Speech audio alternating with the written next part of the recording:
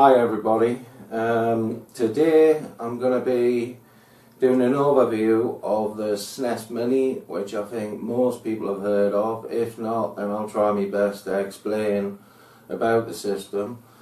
I'm going to do a tutorial within this video of how to crack the SNES Mini and how to install ROMs, which obviously you need to own the original cartridge to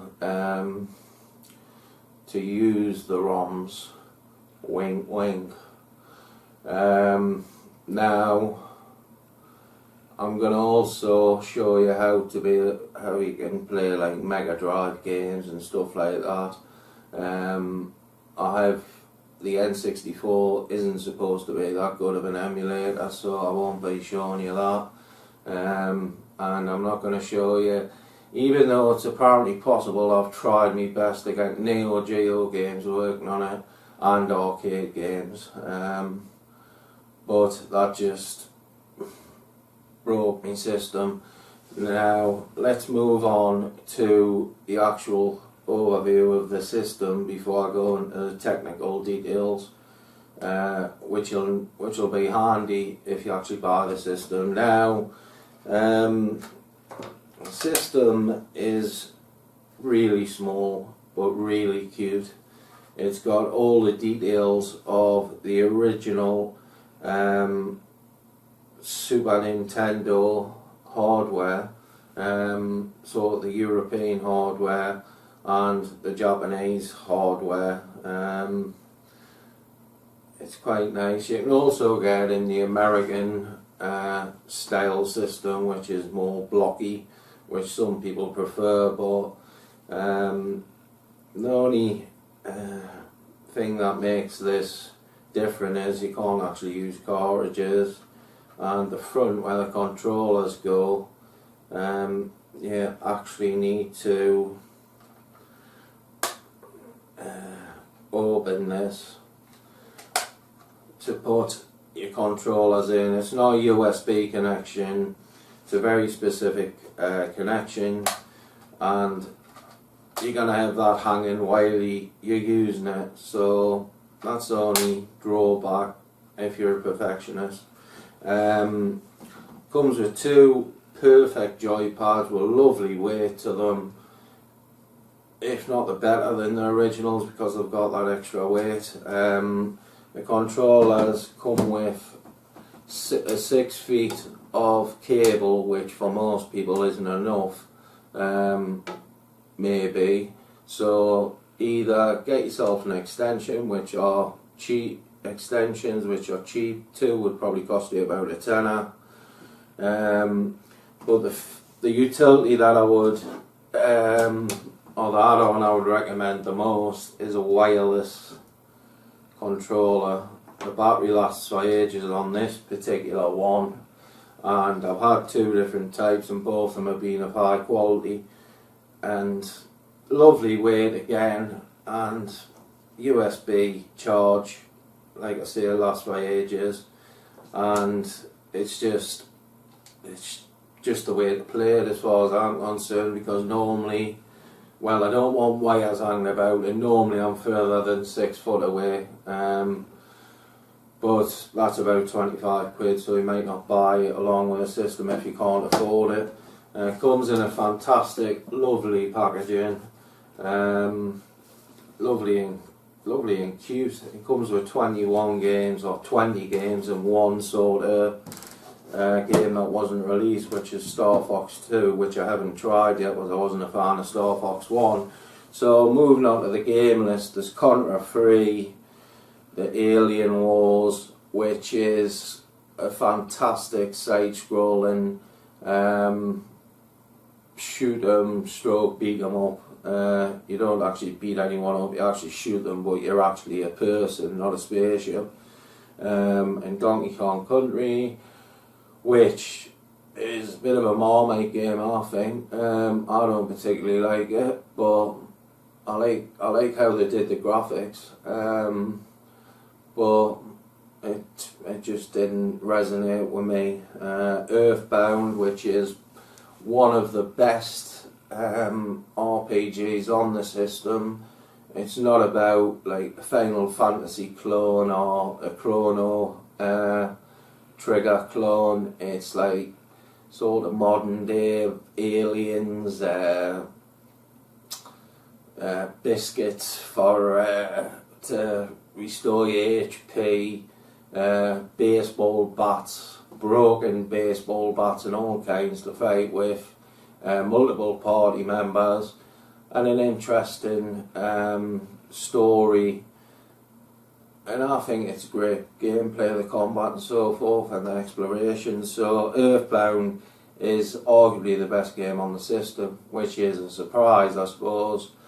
Well, it's not a surprise because Chrono Trigger wasn't on the system, isn't on the system. Final Fantasy III, some people say it's actually the strongest of the whole series. I'm yet to finish it because I'm in the middle of Earthbound and Chrono Trigger. F-Zero, which is a absolutely fantastic future racing game, which was just amazing at the time. It was the first release of the franchise, and I just hope it comes back. Even though I haven't got a Switch, it would be nice to see it again, modern iteration of it, because the GameCube game was absolutely fantastic. And Kirby Superstar, I believe that's the one, isometric one, which is like a puzzler, which I'm not sure why it's on the system because I'd never heard of it before this. I've heard of Kirby's Dream Course is like a side-scrolling platformer. Then you've got Legend of Zelda: Link to the Past. I think that game's arguably the best on the system. Mega Man X. Some people wanted a different version of Mega Man. I think X1 or whatever it is. I've never really been into it, but I appreciate the quality of the game. I prefer Super Metroid, and I think that's a pretty long game. So, Andy played it multiple times, but we'll get to that. Secret of Mana, never got into it, but it is a quality RPG that I will be getting into. Sit cross between sort of Chrono Cross playability wise and Zelda. Star Fox, never really got into that, but some people will absolutely love it. I don't think the graphics have aged very well, but it's, you know, it's still a quality game. I did play it originally, and actually I did like it at first, but now I can't really get into it. I'm spoiled by sort of what 3D graphics can do now.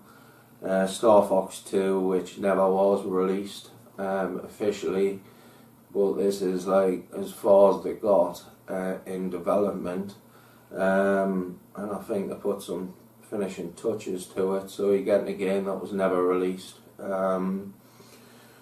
And if you're a Star Fox fan, that's a dream come true. Street Fighter 2 Turbo Hyper Fighting, one of the best ones in the series. I would have stuck with the original one, even though it had slow down and stuff. It's still a legendary port of a fantastic arcade fighter. Super Castlevania, one of the best, if not the best, 16-bit Castlevanias that came out. The Mega Drive had some good, I think I had 2 Castlevanias on the Mega Drive, but Bloodlines is the one that I've played. And to be fair, some people will prefer the Super Metroid, Super Castlevania. I mean, the best thing about Super Castlevania is it's a class game, but the sound chip of the SNES really gets going on that game. It blows the Mega Drive away, I think, in the sound department on that game. Super Ghouls and Ghosts. If you complete that, let us know, and I'll need evidence to see you actually completing it with the end credits, because I don't think I'll ever complete it. I'll try my best. I still love the game. The sound in it's just, when I first came out, I just couldn't believe the orchestra sound. And Mario Kart, excellent multiplayer. It has got better over time, but this is still a really fun game to own, and maybe younger kids will prefer this to the more sort of complicated control pads of later versions of it, are more complicated. Mario RPG. I'm trying to remember the type of graphics Donkey Kong is, because this uses the same technology, and it sort of doesn't resonate with me, but it is highly rated, so make up your own mind on that one, on all of them really. Super Mario World, I think it's the best platformer on the SNES.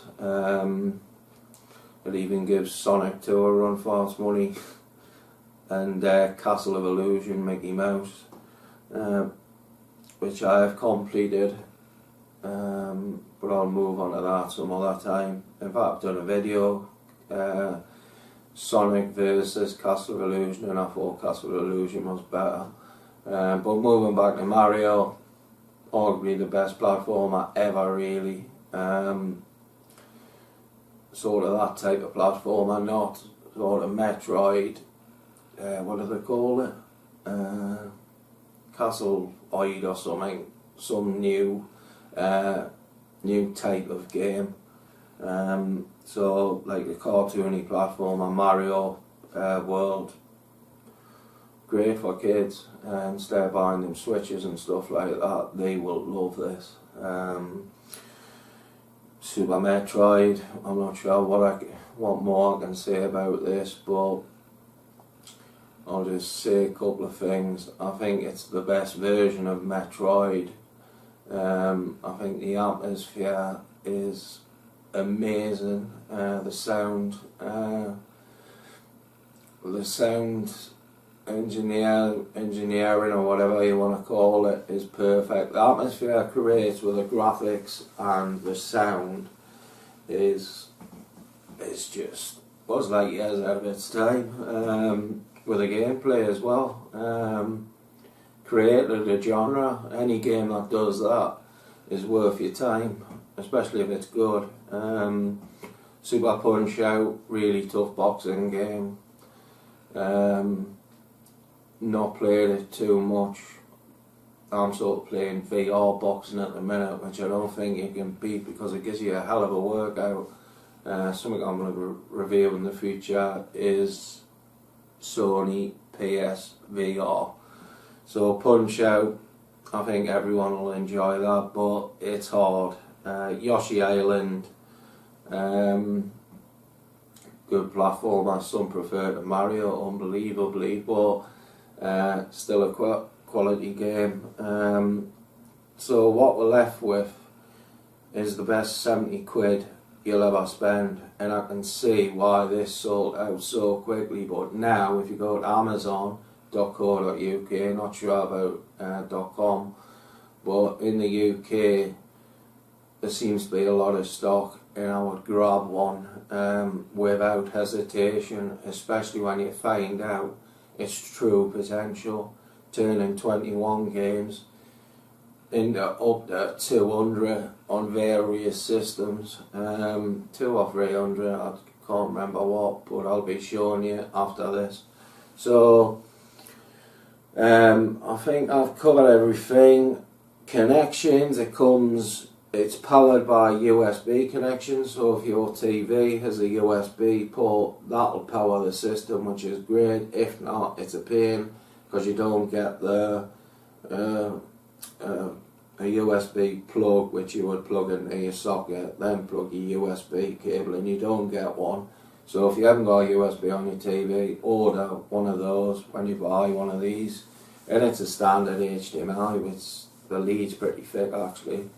And just briefly, the quality of the colours, the picture, the emulation, all of that is pristine. If you've played emulators on other handhelds like the JXDs, the Blueberry or whatever they're called, you've seen nothing yet until you've played it on this. And even Mega Drive games on this and all that just runs so... It's as if the processor on this is perfect for emulation. So leaving it at that, I might actually do another video for hacking it, because this one's run longer than I thought. But seriously, this is one of the best investments you'll make. Like you say, it comes with 2 controllers. I can't believe this is just 70 quid. Had to do an overview of it. If I was reviewing it out of 10, I would give it 10. So that's it for now. If I don't go to me hacking now, I'll do another video which will go at the same time as this. Thank you for watching. Have a splendid day, and I shall see you soon. Keep on gaming.